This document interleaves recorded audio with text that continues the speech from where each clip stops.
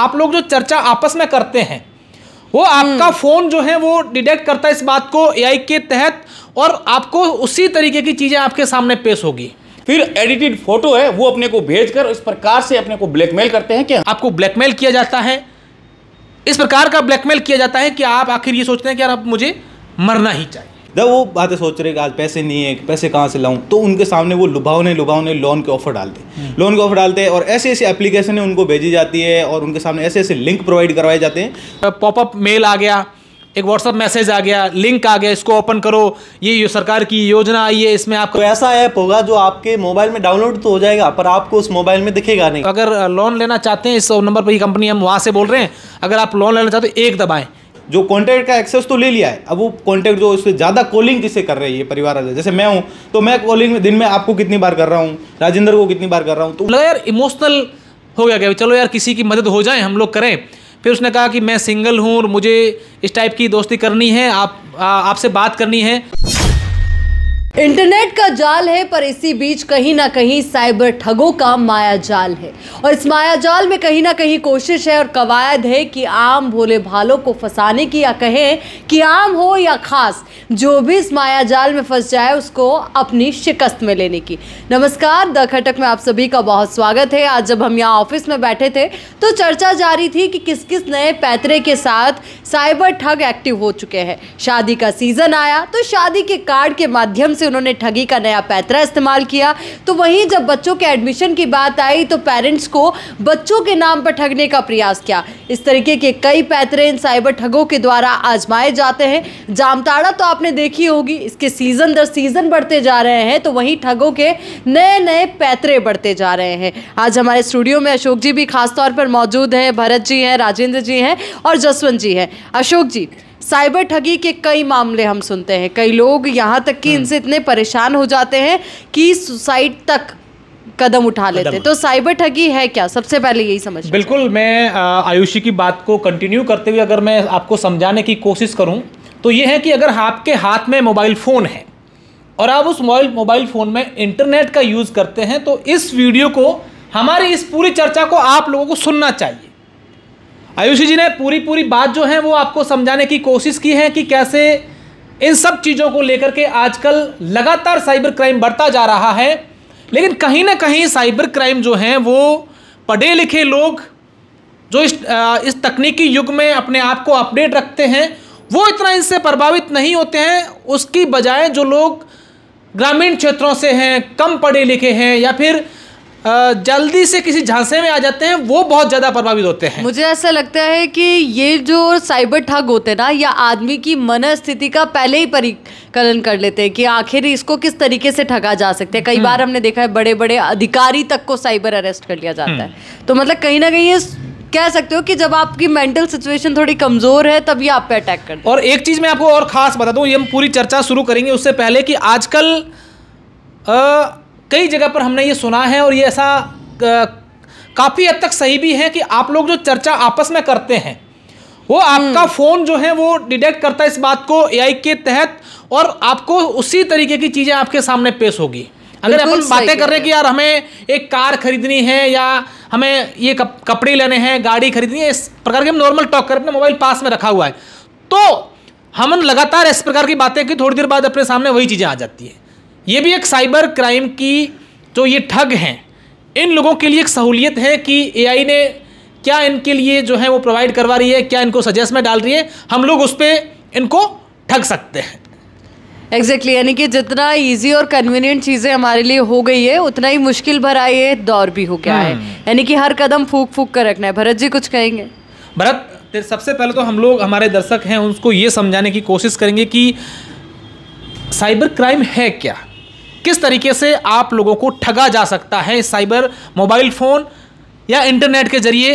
अगर मैं एक एक करके आप तीनों से जानने की कोशिश करूं तो कौन से ऐसी चीज़ें हैं जिसे सीधा आपके खाते से पैसे कट जाते हैं, आपको ब्लैकमेल किया जाता है, इस प्रकार का ब्लैकमेल किया जाता है कि आप आखिर ये सोचते हैं कि यार अब मुझे मरना ही चाहिए।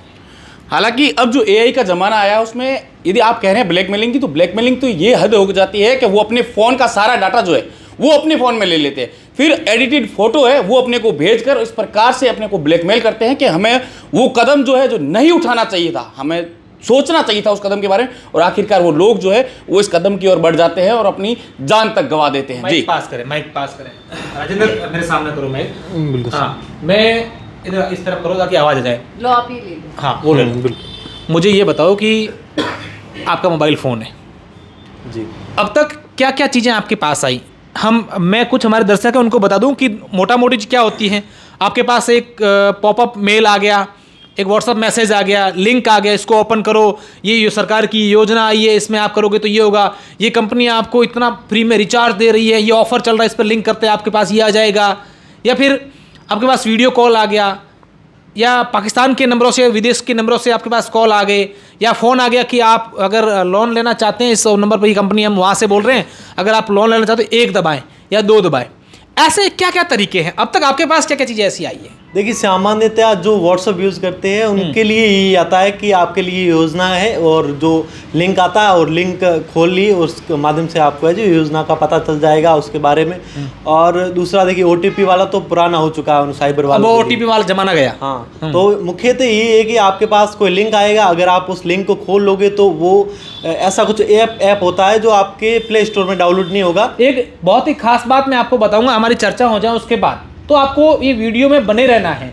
महत्वपूर्ण बात है आज की पूरी चर्चा की, वो हम लोग आपको बताएंगे। हाँ, जो ऐसा ऐप होगा जो आपके मोबाइल में डाउनलोड तो हो जाएगा पर आपको उस मोबाइल में दिखेगा नहीं, और उस माध्यम से जो साइबर ठग होते हैं वो पूरे आपको मोबाइल को हैक कर लेंगे और उसके माध्यम से ही पूरा डाटा, कोई भी चीज़ आपकी उड़ा सकते हैं उससे। जसवंत आप बताएं, अगर एक एक करके मैं 2-3 चीज़ें आपसे जानना चाहूँ। बताना चाहूँगा, सबसे ज़्यादा लोगों को इसलिए वो करते हैं साहिब, जो लोग बेरोजगार हैं वो घर बैठे रहते हैं, पूरे दिन फ़ोन में कुछ ना कुछ स्क्रॉल करते रहते हैं। जब वो बातें सोच रहे कि आज पैसे नहीं है, पैसे कहाँ से लाऊं, तो उनके सामने वो लुभावने लोन के ऑफर डालते हैं और ऐसे ऐसे एप्लीकेशन उनको भेजी जाती है और उनके सामने ऐसे ऐसे लिंक प्रोवाइड करवाए जाते हैं, उसके ऊपर क्लिक करते हैं, फिर उनको पैसे देते हैं। तब उनसे पूरा एक्सेस मांगते हैं, आपका फोटो, आप ऐसे सेल्फी लो, सेल्फी लेने अगर सेल्फी सही तरीके से सेल्फी आ रही तो ही वो, अगर नहीं तो 2-3 बार बोलेंगे एक सही तरीके से सेल्फी लो, वो भी सिंगल सेल्फी लेते हैं और सेल्फी से फोटो को जो है वो अश्लील क्रॉप करते हैं, अश्लील बना के फिर वो फोटो, अगर आप लोन दे रहे हो आपने भर दिया, फिर वो पेनल्टी मांगते हैं। पेनल्टी नहीं देने पर वो क्या करते हैं, वो फोटो जो कॉन्टैक्ट का एक्सेस तो ले लिया है, अब वो कॉन्टैक्ट जो उससे ज़्यादा कॉलिंग किससे कर रही है परिवार वाले, जैसे मैं हूँ तो मैं कॉलिंग में दिन में आपको कितनी बार कर रहा हूँ, राजेंद्र को कितनी बार कर रहा हूँ, तो वो उन लोगों को ही वो फोटो भेजेगा, फिर उनको बोलेगा मेरे पैसे दिलवा दो, इतने पैसे, नहीं तो मैं वायरल कर दूँ। ऐसा ही मामला हमारे सामने एक आया था जिसमें एक युवक ने सुसाइड किया था। ऐसा मामला ऐसा कई बार आ चुका है। ऐसे मेरे पास 2-3 कॉल आ गए हैं कि ऐसे लोग हैं मेरे से अश्लील फोटो ले लिए हैं और मैंने वहाँ से, उन्होंने ऐप आया था उसमें क्लिक किया, अब लोन ले लिया, लोन भर भी दिया है, अब वो मेरे से और पेनल्टी के पैसे मांगे। मैम किस तरीके से देखते हैं हम? मैं आपसे ये चर्चा भी करना चाहूँगा। मैं बात कर रहा हूँ 2020 की। मैं एक ऑफिस में 2020 या 21 की बात है, कोरोना चल रहा था, हमारे एक मित्र की ऑफिस थी, उसी ऑफिस के अंदर एक सोफ़ा था, मैं उसके ऊपर बैठा था। इतने में हम लोग, मैं और मेरे दोस्त दोनों ही थे, खबर करके वापस आए। इतने में मेरे पास कॉल आता है, व्हाट्सअप के जरिए एक मैसेज आता है, हाय। मैं उसको वापस चैट करता हूँ, वापस हमारी बातचीत होती है, तो वो अपने आप को एक लड़की बताती है कि मैं मुंबई की रहने वाली एक लड़की हूँ, हमारे कोरोना चल रहा है, मेरी माँ बीमार है, पापा मेरे को छोड़ के चले गए हैं और अब हम लोग अकेले, हमारे पास खाने के लिए पैसे नहीं है, मेरा बॉयफ्रेंड था वो भी मुझे छोड़ के, हमारा ब्रेकअप हो गया है और मैं आपसे बात करें, ऐसे बातचीत शुरू की। तो मुझे एक बार से इसको लगा यार इमोशनल हो गया, चलो यार किसी की मदद हो जाए, हम लोग करें। फिर उसने कहा कि मैं सिंगल हूँ और मुझे इस टाइप की दोस्ती करनी है, आपसे बात करनी है। एक बार की तो मुझे भी, क्योंकि देखिए ह्यूमन नेचर होता है, इस टाइप से अचानक से कोई होता है कि हाँ यार चलो ठीक है, हम लोग समझ सकते हैं कि भी चलो हम लोग तो अवेयर हैं, या किसी चीज़ को लेकर हमारे सामने ऐसे रोज़ाना केस आते हैं। एक नए किसी पर्सन के पास अगर इस प्रकार का मैसेज आता है तो कहीं ना कहीं वो भटकेगा, डेफिनेट बात है। और उसके बाद से आप यकीन मानिए कि मैं इस प्रकार की चैट चल रही थी, उससे पहले जस्ट इसके सामने मेरे पास एक वीडियो कॉल आ गया। मैंने वीडियो कॉल जैसे ही अटेंड किया तो मेरे सामने एक न्यूड गर्ल एक अपने बाथरूम के अंदर, और ये मतलब एकदम से मैं तो अकबका गया कि ये क्या होगा, मैंने फ़ोन कट कर दिया। फिर उस समय ये सब चीज़ें नहीं थी, मुझे बहुत लगा यार ये क्या हो सकता है। मुझे फिर लगा धीरे धीरे कि कोई ऐसे कैसे कर सकता है। और उसके 1 साल भर बाद ये पूरा एक सा चलने लगा कि व्हाट्सअप कॉल करते हैं, वीडियो कॉल आ गया, कॉल अटेंड कर लिया और फिर आपसे वो कहेंगे कि हम फ़ोटो वायरल, हम दिल्ली पुलिस से बोल रहे हैं, फिर आप उसका आधार कार्ड, एक और जो आइडेंटिटी कार्ड होता है वो भेजते हैं, पुलिस कार, ये वो फर्जी एकदम, पैसे दो नहीं तो मुकदमा कर रहे हैं, ये कर रहे हैं, वायरल कर रहे हैं। आपको इन सब चीज़ों के पीछे क्या लगता है? क्या वाकई में ऐसे लोग, लड़कियां, या ऐसा कुछ होता है या क्या क्या मतलब इसको लेकर के एक जो दावा किया गया, आधिकारिक पुष्टि तो मैं नहीं कहूँगी क्योंकि कई तरीके के पैतरे होते हैं, जो अभी तक जो मैंने सुना है उसके अनुसार यही रहता है कि जो मायाजाल बिछाया जाता है वहाँ पर कोई भी ऐसी लड़की नहीं होती। इस टाइप के वीडियोस जो ऑलरेडी इंटरनेट पर अपलोडेड है, वहाँ से वीडियो उठाए जाते हैं और वहाँ से सिर्फ उनकी कोशिश यही रहती है कि आपका चेहरा कैमरे में रिकॉर्ड हो जाए। ऐसी स्थिति फिर उसको ब्लैकमेल करें, फिर उसके बाद उसे ब्लैकमेल करने का ये जो जाल जो उन्होंने बुना है ना, वो शुरू कर दिया जाता है। इसकी शुरुआत छोटे स्तर पर होती है, जैसे कि आपके साथ तो तुरंत कॉल आ गया। कई आपने सुने होंगे ऐसे मामले कि पहले दोस्ती की जाती है, फिर बात की जाती है, फिर उसको कॉन्फिडेंस में लिया जाता है क्योंकि एआई का ज़माना है, सब कुछ हो पा रहा है इंटरनेट के ज़रिए। और उसके बाद जब बात करते करते जब आप कुछ ऐसे सिचुएशन में पहुंच जाते हो कि तब आपको भी डर लगता है कि हाँ, अगर अब ये फोटो वीडियो कई वायरल हो गए, क्योंकि आपको भले ही पता हो कि सामने वाला ओरिजिनल था नहीं था, बट वो कहीं ना कहीं आपकी इज्जत से जुड़ा हुआ मामला है, आप उनको अनलिमिटेड पैसे देते हो और फिर भी वो नहीं मानते, नहीं रुकते। यही वजह कि कई लोग के घर बर्बाद हो जाते हैं, कई लोग सुसाइड तक कदम उठाते। बिल्कुल, 2 चीज़ें हो गई, हमने बातचीत की एक वीडियो कॉल के जरिए। तो आपको क्या करना है कि कभी भी किसी भी प्रकार का आपके पास व्हाट्सएप पर, किसी भी सोशल मीडिया ऐप पर व्हाट्सएप वीडियो कॉल आए तो उसको अटेंड करना नहीं है अगर आप उनको नहीं जानते हैं।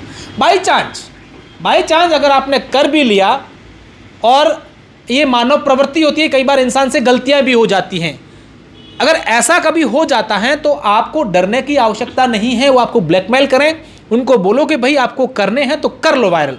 अगर आपने भूल से भी एक बार उसको पैसे दे दिए तो फिर या तो फिर आपको घर परिवार बेचना पड़ेगा या फिर अपनी ज़िंदगी से हाथ धोने पड़ेंगे। ये दोनों ही ऑप्शन है जहाँ तक हमने इस पूरे केस को स्टडी किया है। भरत, शादियों का सीजन चल रहा है।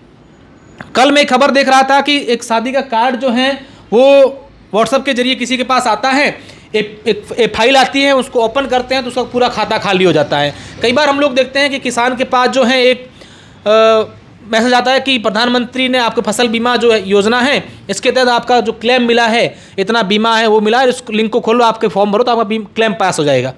और वो होती है एपीके फाइल। उसके बाद जय श्री राम, खाता पूरा खाली। क्या कहेंगे? बिल्कुल ऐसी घटनाएं जो है, हालांकि यदि जोधपुर संभाग की बात करें तो इसमें 3 घटनाएं ऐसी देखने को मिली, जिसमें एक तो पटवारी तक शिकार हो गया। उसमें पटवारी के खाते, मतलब जो उसके व्हाट्सएप पर एपीके फाइल है, उसने क्लिक किया और उसके क्लिक करते ही खाते से 2 लाख रुपए तुरंत गायब हो गए। हालांकि वो पढ़े लिखे थे, उन्होंने पुलिस को शिकायत की, हालांकि पैसा जो है वो होल्ड हो गया और पैसा उनको वापस मिल गया। लेकिन उसके अलावा जो केस हुए हैं, जो किसानों के पास एपीके फाइल आती है, प्रधानमंत्री योजना के तहत आपका आवास बन रहा है, आपको किसानों का जो बीमा है वो मिल रहा है, या अन्य योजनाओं के तहत जो आ रहे हैं, उसमें उनके जो खाते हैं वो साफ होते जा रहे हैं। हालांकि उनको बचने की आवश्यकता है। यदि इस प्रकार की यदि कोई फाइल आती है तो या तो आप अपने नजदीकी ई मित्र पर जाइए और वहां पर जाकर इसका वेरिफिकेशन करवाइए, और या तो आपकी जो पंचायत है जहां पर अधिकारी बैठते हैं, ग्राम पंचायत संबंधित जो विभाग है उनसे जाकर के मिले। बिल्कुल, उनसे। और शादी वाला कार्ड क्या है? शादी वाला कार्ड ये है कि यदि मेरी शादी है तो मैंने व्हाट्सएप के जरिए आपको एक इन्विटेशन कार्ड भेजा है कि मेरी शादी में आना है। यदि इस प्रकार का कोई यदि उस कार्ड को खोलता है तो ये मानिए कि बिना शादी में जाए वो नेता डाल देता है उसके। कैसे? कई बार जो है नेता वो बहुत ज्यादा चला जाता है। हाँ, वो नहीं चाहते यार भी कि वो सोचता है कि शादी में जाऊंगा तो 500 रुपए डालने पड़ेंगे, और वो नहीं चाहकर भी उस शादी में नहीं जाता। यदि कार्ड मेरी तरह नहीं खोलता, मैं तो नहीं खोलता कईयों के कार्ड, क्योंकि जाना भी पड़ेगा, कार्ड सीन होगा तो जाना पड़ेगा, तो मैं नहीं खोलता। अब यदि खोल लिया तो ये फिर एक नहीं चाहकर भी उसके नेता जो है वो अपने ऑटोमेटिक चला जाएगा। हालांकि उसके तो नहीं जाएगा, लेकिन जिसका इन्विटेशन कार्ड जिसमें एपीके फाइल आई है उसके 100% मैं इसको विस्तार से समझाने की कोशिश करूंगा कि अगर आपके फोन पर व्हाट्सएप पर कोई शादी का कार्ड भेजते हैं तो उसको पहले देखें कि वो फाइल क्या है, जेपीजी फाइल है या एपीके फाइल है। उसके पीछे लिखा होता है कि फाइल क्या है, पीएनजी फाइल है, किसी प्रकार का लिंक है। एपीके फाइल अगर हो तो उसको ओपन नहीं करना है, इस बात का ध्यान रखना है। उसके पीछे फाइल का नाम लिखा होता है और डॉट के पीछे एपीके लास्ट में लिखा होगा तो उसको नहीं खोलना है। अगर शादी का कोई कार्ड है तो उसको बोलो भाई हमें ये डॉक्यूमेंट साइज में नहीं चाहिए, तेरा फोटो खींच के नॉर्मल फोटो भेज दे। जैसा हम लोग देखते हैं आजकल फोटो भी बहुत अच्छे व्हाट्सएप पर आते हैं, एचडी फाइल में जाते हैं। इसी प्रकार के हो तो देखें, किसी प्रकार का आपका डॉक्यूमेंट फाइल आपके फ़ोन में आता है तो उसको खोलने से पहले सोचें, पढ़ें, समझें। अगर समझ में नहीं आ रहा है तो कोई इस चीज़ों से समझता हो उससे पूछें। अगर आपने ऐसे बिना सोचे समझे बिना देखे क्लिक कर दिया तो आप समझो कि आपका खाता खाली, और उसके बाद पुलिस चक्कर ये सब चीज़ें चलती रहेगी, तब तक आपके जो पैसे थे वो तो गए। हालांकि कई बार ऐसी कार्रवाइयाँ की जा रही है, लेकिन जो कार्रवाइयाँ जिस स्तर पर होनी चाहिए वो नहीं हो पा रही है। हालांकि इसका समय आने पर तोड़ भी निकलेगा, लेकिन इस समय ये जो साइबर क्राइम है वो इतना बढ़ चुका है कि साइबर ठग जो हैं वो किसी को नहीं बख्श रहे हैं। आजकल हम लोग देखते हैं कि बड़े बड़े ऑफिसर्स, IPS, IAS, कई नेता मंत्री तक इनसे अछूते नहीं रहे हैं। अब आजकल एक चीज़ हम लोग देख रहे हैं मैम। सर एक मैं आपको बात हाँ। काटना चाहूँगा। 2 दिन पहले आपके पास एक कॉल आया था, जब हम कुंभलगढ़ में थे। एक कॉल आया था आपके पास कि अशोक जी मेरे खाते में पैसे आ रहे हैं। हाँ, पैसे आ रहे हैं। उसमें क्या होता है, ऐसे भी स्कैम किया जाता है। हाँ। पहले तो आपके खाते में डालेंगे पैसे, हाँ। 5,000 10,000 रुपये ऑटोमेटिकली डाल देंगे, और उसके बाद में आपको फिर ब्लैकमेल करना स्टार्ट करेंगे कि अब लाओ पैसे। हाँ, इसमें मैं थोड़ा सा ऐड ऑन करना चाहूँगी, क्योंकि ऐसा एक बार मेरे पास साथ भी हुआ था। मेरे पास फ़ोन आता है कि बेटा आपके पापा ने आपका नंबर दिया है और LIC के उनके पैसे हैं, ये आपको देने थे। तो उन्होंने कहा, मैंने कहा ठीक है, जब पैसे आ ही रहे हैं तो मना क्यों करना, भाई जा तो नहीं रहे ना, कोई OTP पूछ रहे हैं ना कुछ। उन्होंने बोला बेटा वो पापा ने बोला है कि 5,000 आपको भेजने हैं। तो उन्होंने क्या किया, जैसे हमारे पास मैसेज आता है ना, जैसे ही अमाउंट हमारे अकाउंट में क्रेडिट होता है तो वो पूरा एक फॉर्मेट रहता है जो बैंक का, this and that account is credited bye 5,000 rupees. जो फ़ोन पे का मैसेज आ गया या पेटीएम का आ गया। उन्होंने मुझसे बाकायदा पूछा भी कि आपका ये फ़ोन पे नंबर क्या है, पेटीएम क्या है। तो उन्होंने बोला मैं आपको 5,000 भेज रहा हूँ। उसके आगे उन्होंने क्या करा, 50,000 का मैसेज भेज दिया। फिर मुझे बोलते हैं कि ये ना बेटा गलती हो गई मुझसे, और इतनी मासूम आवाज़ कि आप उस पर विश्वास करने को राज़ी हो जाओ। और अरे बेटा बेटा बेटा बेटा सॉरी, मुझसे गलती से 5,000 की जगह 50,000 चले गए। अब एक काम करोगे बेटा, आप मुझे वापस भेज दोगे। तो मतलब मैंने जब वो मैसेज देखा तो मैंने देखा कि वो मैसेज किसी फ़ोन पे ऐप से नहीं आया था, पेटीएम से नहीं आया था, बल्कि जैसे अगर मैं आपको कोई मेरा पास आया हुआ मैसेज मैंने आपको फॉरवर्ड कर दिया तो टेक्स्ट मैसेज में तो वो आपको वही शो करेगा ना कि फ़ोन पे से मैसेज आया है, या नोटिफिकेशन में आप उसकी डिटेल खोलोगे। तो जबकि आपके पास अगर आपके अकाउंट में पैसा आएगा तो या तो वो आपके बैंक से आएगा जिसमें कोई नंबर नहीं होगा, और वो नॉर्मल फ़ोन नंबर से मैसेज आया हुआ था। तो ये एक बड़ा पॉइंट है, तो इसका ध्यान रखना बहुत ज़रूरी है। देखिए हम लोग जिस चीज़ को लेकर साइबर क्राइम के तहत जो उनको गिरफ्तार करते हैं, अरेस्ट करते हैं, साइबर अरेस्ट जो होता है उसको लेकर हम लोग बात कर रहे थे। लेकिन उससे पहले ये चीज़ आपने बड़ी मुद्दे की बात ये बताई है कि इस प्रकार के मैसेज आएंगे ऑनलाइन, फ़ोन पे के तहत लगातार पहले पैसे भेजते हैं, फिर उनके बाद पैसे लेते हैं। अब ये सोचिए कि ये कैसे हुआ, आपके पास फ़ोन आया, मैं इसका आपको समझाने की कोशिश करूँ, कहीं ना कहीं आपका डाटा जो है आपके नहीं। देखिए मैं इसका एक लाइव एग्जांपल देती हूँ। हाँ। चलिए आप मेरा नंबर अगर आप डिलीट करेंगे, या मेरा नंबर आपके पास है, ठीक है। हाँ। मेरे अकाउंट में मान लीजिए कुछ क्रेडिट हुआ है अमाउंट, हाँ। उसका मैं मैसेज आपको करती हूँ अभी, तो उसमें आपको ऐसा लगेगा ही नहीं कि मैंने अपने नंबर से वो मैसेज भेजा है आपको। आपको ऐसा लगेगा कि आपके बैंक से आया है। देखिए, और यहाँ पे क्या होता है, फिर आप बातों में आ जाते हो कि चलो किसी ने ज़्यादा पैसे भेज दिए, तो ये देखिए ये नोटिफिकेशन आपके पास आया। अच्छा, ये पूछते हैं बाकायदा आपसे कि कौन से बैंक में आपका खाता है, तो वो उस अकॉर्डिंग उसको फॉर्मेट करते हैं। अभी देखने पे शायद आपके पास मेरा नंबर सेव है इसलिए आप विश्वास नहीं करोगे, सही बात है। बट ये अगर आपके पास अननोन नंबर से आएगा तो आपको लगेगा कि वाकई में किसी ने मेरे को भेजे हैं, पैसे भेजे। अब ये साइबर अरेस्ट मैम क्या है, इसको हम किस तरीके से समझते हैं? आपने बाड़मेर पुलिस अधीक्षक नरेंद्र जी मीणा जब यहाँ पर आए थे स्टूडियो में, हम बातचीत की थी, उनसे भी समझने की कोशिश की थी, हमारे दर्शकों ने देखा है।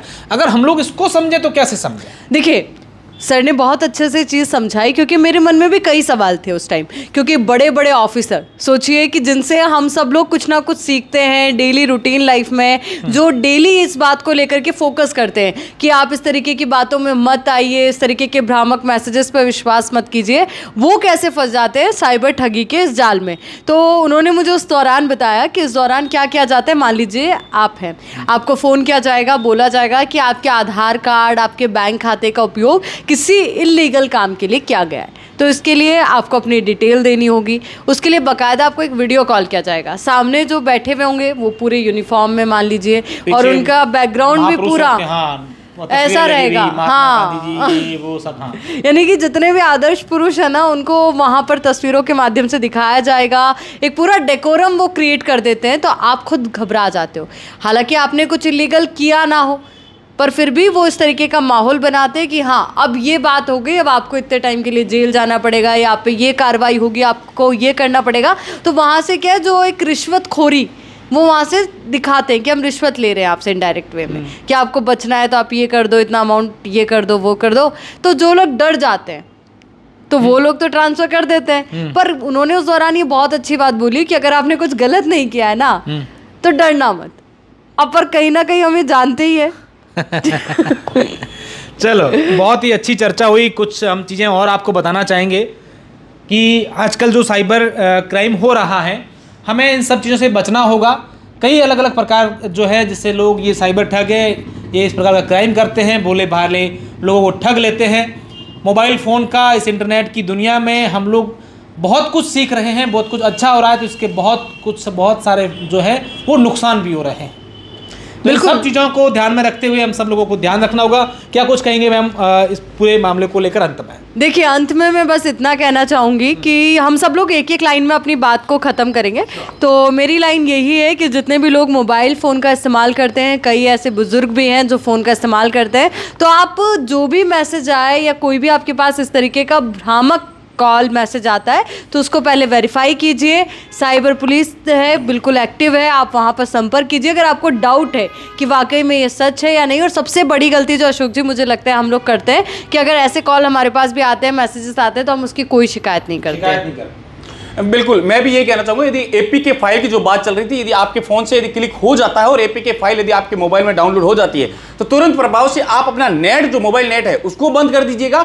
हालांकि हो सके तो मोबाइल फ़ोन को भी एक बार फ़ोन स्विच ऑफ करके करीब 10 मिनट बाद उसे चालू कीजिएगा, ताकि अपने जो ओटीपी है और जो लिंकेड है वो उन तक नहीं जाए और उससे जो है हम फ्रॉड से जो है बच सके। जी बिल्कुल, शादियों की सीज़न चल रही है, तो शादियों का अगर आपके व्हाट्सएप पर कोई ऐसा कोई एपीके फाइल आती है, आपको कार्ड भेजता है, तो उनसे बचिए।